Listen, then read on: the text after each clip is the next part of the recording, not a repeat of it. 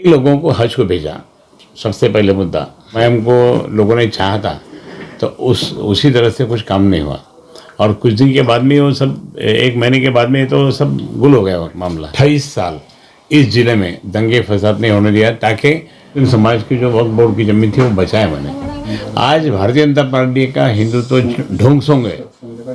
हमारा हिंदुत्व जो है तो लोगों को मदद करना हिंदुत्व है। हिंदुत्व एमएलए नहीं था, एमपी नहीं था, लेकिन 5 साल में पूरे सब जगह जाके आया। सब जगह जाता था मैं, शादी ब्याह ये वो सुख दुख, कभी कुछ हुआ तो जाता था मैं। सर सबसे पहले आपको बधाई। औरंगाबाद की छत्रपति संभाजी नगर की राजनीति में एक बार फिर आपका नाम आने से एक बड़ी हलचल देके जा रही है। और एमआईएम का चेहरा जब चुन के आया था, आप एक पार्टी की टक्कर देखे जा रही हैं।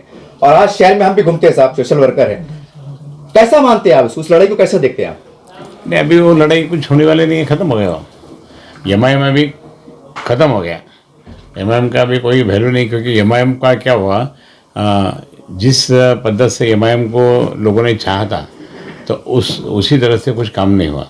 और कुछ दिन के बाद में वो सब, एक महीने के बाद में तो सब गुल हो गया वो मामला। और उनका बिहेवियर, उनका लोगों से बात करना, लोगों ने क्या काम करने का, वो कुछ नहीं मालूम, कुछ नहीं किया उन्होंने। इसलिए लोग उनके खिलाफ चले गए। और एमआईएम के कारण से जो कि 2-4 हादसे हुए, 2-4 झगड़े हुए, तो वो लोगों को नहीं पता। मैं 1990 का एमएलए हूँ। 1990 का एमएलए से मैं 28 साल इस ज़िले में दंगे फसाद नहीं होने दिया, ताकि बेचारे गरीब लोग भी सुखी रहे, खुश रहे, सब ठीक रहे। और अपने अपने बिजनेस में, even Delhi Mumbai industrial corridor का जो बिजनेस मतलब एरिया है, वो भी बढ़ गया। वहाँ भी इंडस्ट्री आ गई, सब जगह की इंडस्ट्री है। लेकिन जैसे ही एमआईएम आ गए, यहाँ दंगे फसाद चालू हो गए, तो उन्होंने रोक लिया। अभी ये बहुत बड़ा नुकसान है, बहुत बड़ा। लोग आने के लिए तैयार नहीं है अभी। और जो भी किसानों का मसला रहेगा, इसका मसला रहेगा, डेवलपमेंट का मसला रहेगा, टूरिज़्म का रहेगा, ऐसे बहुत से कुछ है। लेकिन जो मैंने किया था, और जो कुछ समय में थोड़े से दूसरी इलेक्शन लगने से थोड़ा सा कम काम रहा होगा, ये उन्होंने करना चाहिए था। ये उन्होंने नहीं किया, एज इट इज पड़ा, तो मैं वो काम अभी करने वाला हूँ। सर आज विरोधी आप पे आरोप लगाते हैं, क्योंकि हम भी सर मुस्लिम समाज से बिलोंग करते हैं, और ये आरोप लगते हैं कि आपने मुस्लिम समाज के लिए कुछ नए काम। सर आप कुछ काम गिना सकते हैं ताकि एक जवाब मिले? मैंने कई लोगों को हज को भेजा। सबसे पहले मुद्दा, कई लोगों को मैंने हज को भेजा। दूसरी बात, जो भी मुस्लिम समाज के जो भी कार्यकर्ता या जो भी लोग या कैसे मेरे पास कभी भी आए, उनके कुछ भी प्रॉब्लम हुए तो वो सॉल्व किया मैंने। दूसरी मैं बात ये बताऊंगा आपको कि Waqf board joint parliamentary committee on Waqf board, उसका मैं चेयरमैन था। उस समय मैं 12 स्टेट गया था, 12 स्टेट जाके सब पे एक किया। आज मैं ये कहूँगा कि वो कारण से ज़मीनें जो मुस्लिम समाज की जो वक्फ बोर्ड की ज़मीन थी वो बचाए मैंने। और वहाँ कुछ होने दिया नहीं। आज वो सब ज़मीनें बेच रहे हैं, जो भी ज़मीनें बेच रहे हैं, तो उससे कितना नुकसान हो रहा है। जिसने वक्फ किया है वो काय के लिए किया था, वो जो भी लोग रहते गरीब लोग हैं, उनको उनके मदद के लिए रखा था उनका, वो तो छोड़ गया, इनको अपना ये हो गया। दूसरी बात मैं कहूँगा कि मेरे पास मुस्लिम समाज के कई लोग आते थे, कुछ भी काम उनका रहता था तो मैं उनका काम करता था।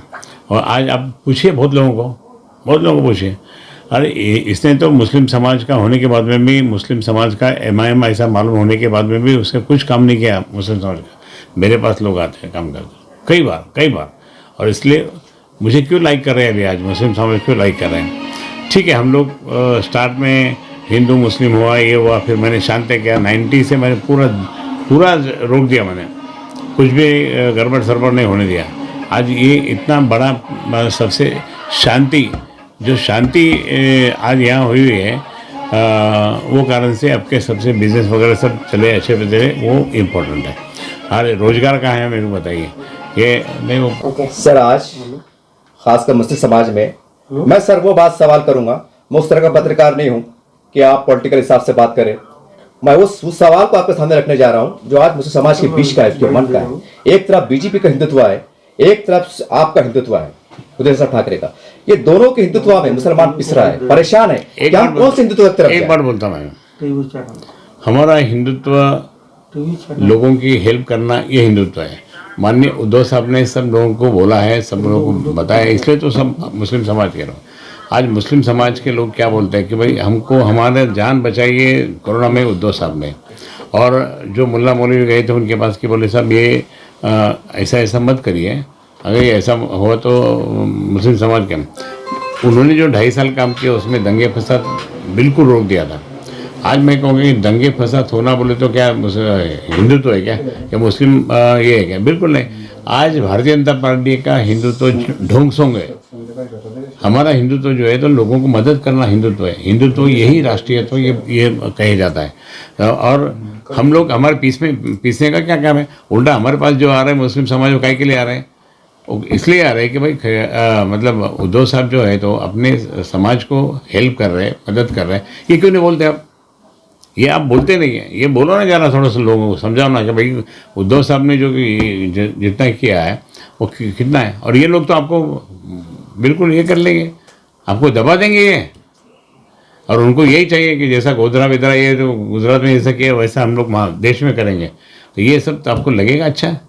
और ये दोनों के झगड़ों में बात नहीं करना, हमारी बात अलग है। हम क्या झगड़े करने के लिए लगाने के लिए नहीं आए, हम तो बचाने के लिए आए हैं। हम बचाने के लिए आए हैं। इसलिए मैं बोल रहा हूँ आपको कि उनका हिंदुत्व कभी तभी मुस्लिम समाज के साथ है, वो कभी आज हम तभी मुस्लिम समाज के साथ शादी ब्याह सुख दुख में जा रहे हैं, जाते रहते हैं। मैं 5 साल MLA नहीं था, MP नहीं था, लेकिन 5 साल में पूरे सब जगह जाके आया।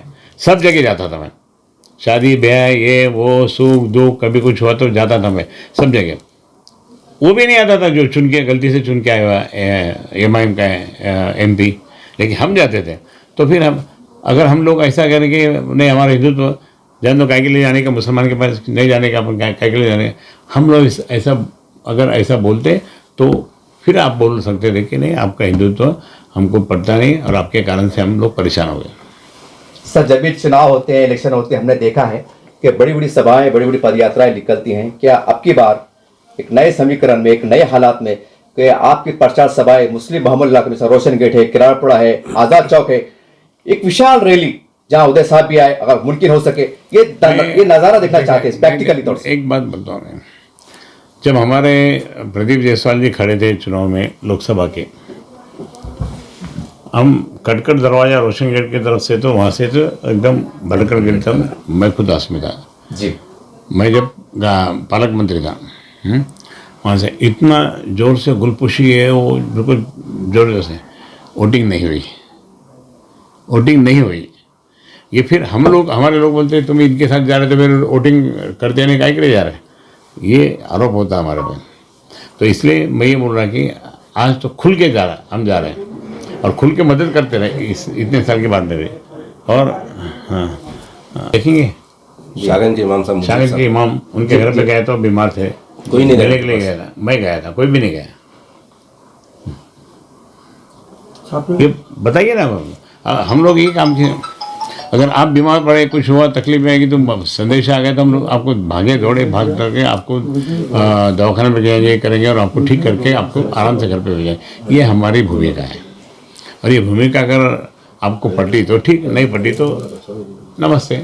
सर, आज मुस्लिम समाज के अंदर ये बात भी चर्चा होती है क्योंकि इसके बाद ये लोकसभा चल रहे हैं, ठीक है, जो भी होगा परिणाम आएगा सबके सामने रहेगा। इसके बाद विधानसभा लड़ने वाले हैं। सर, मैं बहुत खुल के बढ़ा हूँ क्योंकि मुसलमानों के मन की बात है। क्या ऐसा कुछ देखने में आएगा कि भाई मतलब मराठवाड़े से कुछ एक दो आमदार कम से कम, ताकि लगे कि राम राज्य में, हिंदुत्व के राज्य में, भले देर से सही लेकिन मुसलमानों में इंसाफ मिला है? ये मैत्री बात की बात नहीं है, हजारों। मैं आपको बताऊंगा, आपको मालूम नहीं, आपको शायद भूल गए होंगे आप बाला साहब ठाकरे जी को।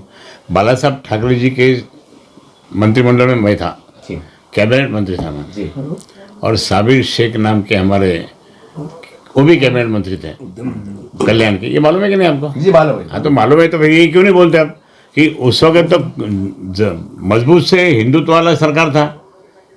हिंदुत्व वाला सरकार तो बाला साहब ठाकरे जी के समय में जो था, उसमें फिर साबिर शेख को क्यों लाए? आप वो नहीं सोचते कि साबिर शेख जैसा आदमी को ये किया। आज हमारे सारे लोग जो जितने मुस्लिम कार्यकर्ता, ये मुस्लिम कार्यकर्ता और बाकी बहुत लोग, कोई नगर सेवक, सरपंच, जिला परिषद मेंबर, कॉर्पोरेटर, ये सब है। तो इसमें आप लोग क्यों ये करते? आप एमआईएम की और इम्तियाज जलील की क्यों साइड लेते हैं?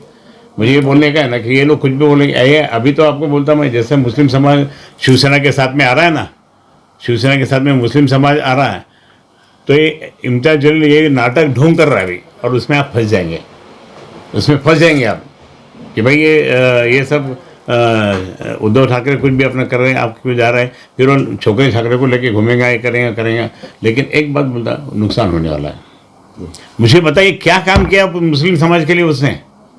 आपको मालूम है उस वक्त उनका मर्डर होने वाला था, राम जन्मभूमि के जो चल रहा था ना उस दिन, जी जी, उनका मर्डर होने वाला था।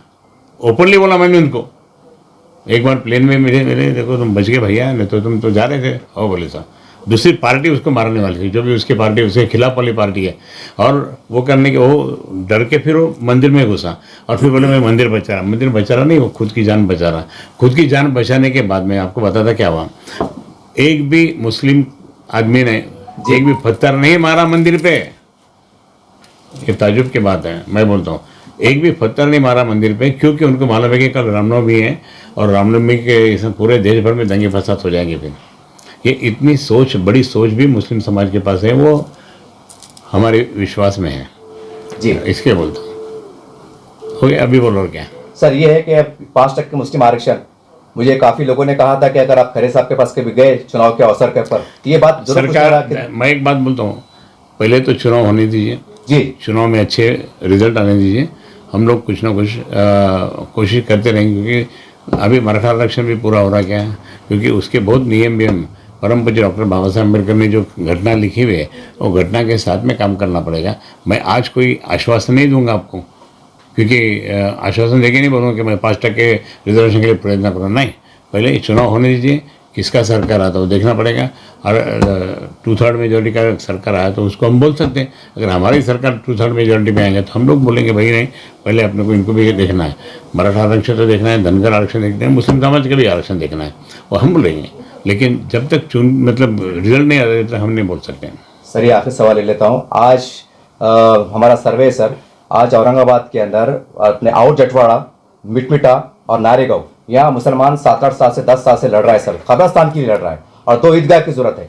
क्या माना जाए कि श्री चंद्रकांत खैरे जी जब खासदार बन जाते हैं एक रुआब के साथ, एक आदर के साथ, तो आप पहले 2 महीने में काम कर देंगे, ताकि बता देंगे मैं बता दूंगा, मैं धार्मिक वृत्ति का आदमी हूँ, धार्मिक है जी। इनको मैं कितने बार बोला कि तुम 5 बार नमाज पढ़ो, क्यों? मैं भी बोलता कि हमारे सारे लोग बोलता कि मंदिर में जाते जाओ, इनको बोलता था कि 5 बार नमाज पढ़ो, क्यों? क्योंकि नमाज पढ़ने के बाद में आपको बताऊंगा, मैं जब मस्जिद के वहाँ बाहर कोई लोग बीमार ये रहते, नमाज पढ़ने के बाद में ऐसे करते, मालूम है ना? जी जी। क्यों करते? मतलब इतनी इम्पोर्टेंट नमाज रहती है, इसलिए मैंने बोला कि इन्होंने अगर 5 बार नमाज पढ़ ली है तो इनके कारण से कई लोग अच्छे हो जाएंगे, और इनके कारण से सब सारा मतलब इनके माहौल भगवान ने दिया हुआ, मतलब अल्लाह मियाँ ने दिया हुआ माहौल अच्छा रहेगा, और कोई दंगे फसाद और बाकी कोई आपस में झगड़े नहीं होंगे। ये मैं बोल रहा हूँ, ये मेरा है, और इसके लिए मैं बोल रहा हूँ कि जहाँ भी अगर समझो कुछ नहीं होगा तो करना ही है, नहीं तो जगह कहाँ है, फिर कहाँ जाएंगे फिर, इसलिए हमको करना ही हो। लेकिन चुन के आने के बाद में हम लोग को प्रयास करेंगे, चुन के आने के बाद में इम्तियाज जलील ने कोई भी ये ऐसा काम नहीं किया मुस्लिम समाज के लिए, ना नारेगांव में किया, ना मिटमिटी में किया, ना किधर किया। ओके जी सर, ये बोलिए काफी सवाल क्लास मुस्लिम होने के बाद में नहीं किया उसने। सर शहर के और महाराष्ट्र की जनता को एक नए समीकरण में हालात हुए, कोई संदेश और खासकर मुस्लिम समाज को? मुस्लिम समाज को मैं कहूँगा कि आप माननीय उद्धव जी ठाकरे साहब और महाविकास आघाड़ी के साथ रहेंगे तो निश्चित रहे कि भारतीय जनता पार्टी के साथ रह के तुम्हारा कभी भला नहीं होने वाला है। इसलिए मैं कहूँगा कि आप इनके साथ में रहेंगे तो काम होगा, क्योंकि कांग्रेस तो प्रो मुस्लिम है ही, सब लोग उनके साथ में, और हमारे माननीय उद्धव जी ठाकरे सब धर्म इक्वल ऐसा सब बोल रहे हैं, और सबको सर्वधर्म संभव वो होना चाहिए ऐसा बोलते हैं। शरद पवार साहब तो अभी और पहले से ही हैं, तो ये सब इसके आपका भला होगा ना मुस्लिम समाज का, सिर्फ ये महाविकास आघाड़ी के टाइम पे होगा, बाकी नहीं होता फिर। बाकी ये तो आपको तो गोदरा जैसा कुछ भी हाल कर देंगे आपका, खुला बोलता मैं।